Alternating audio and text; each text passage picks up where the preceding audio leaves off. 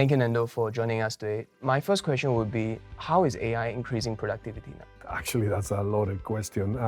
It is very interesting to look at the impact of any technology on total factor productivity. Total factor productivity is how labor and capital produces output, right? Better output, so GDP growth.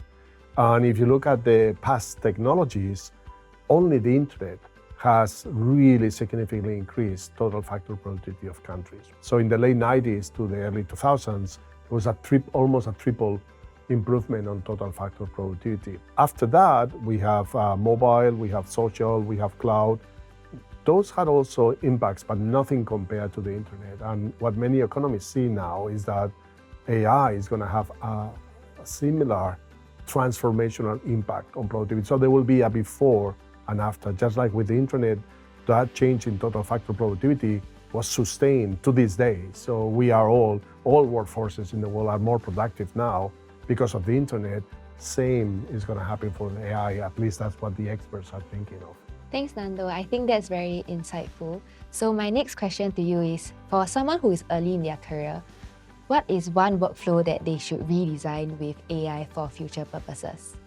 So, recently I had my team offsite, and we were all trying to figure out how the AI is going to impact our jobs, and how, what things are going to be, augmented because of AI, what things we're going to get assisted because of AI, and what jobs, frankly, maybe AI will take over because it will go autonomous, will make it easier, right? And one of the things that also we are looking is what new things we could be doing now because we have AI. We didn't have the answer to most of those questions. It's too early.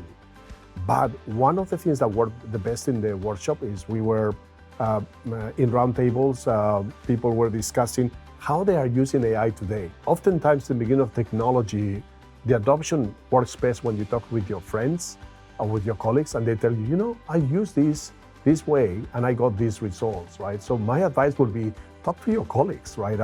Some of the large language models that I use now, it was not because I was doing research or trying to figure out what's best.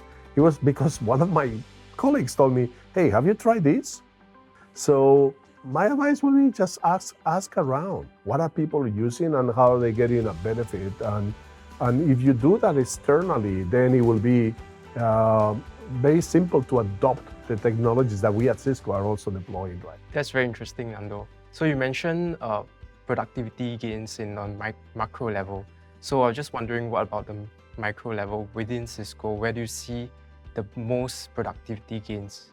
Actually, all of those. So if I look from the perspective of my team in strategy, sales, operations, we see from our own team perspective, we used to, every week we have to produce an assessment of how the pipeline looks, and then what's the, compared to the forecast, what is the likely exit we're going to have in a quarter, right?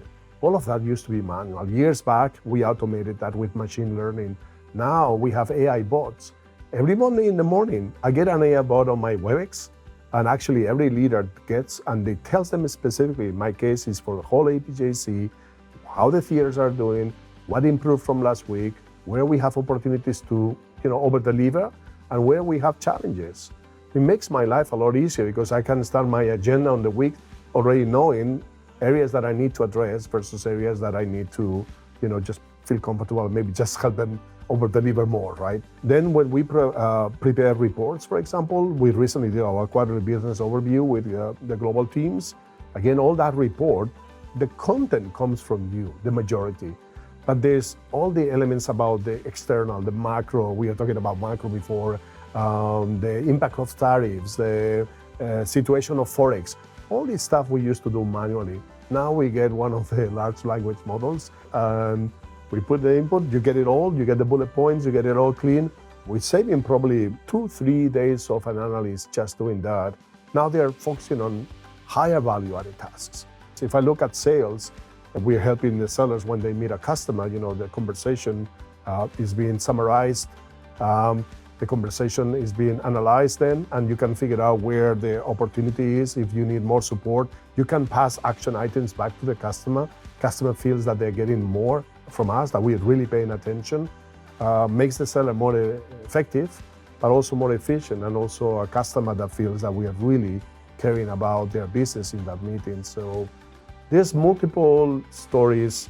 There's not a big headline. Sometimes I feel that everybody's waiting for the big headline, but it's really one step at a time, right? And we have already many examples at Cisco where we're seeing those results. Thanks, Nando, for this very insightful interview, and can't wait to see what more we can do with AI in the future.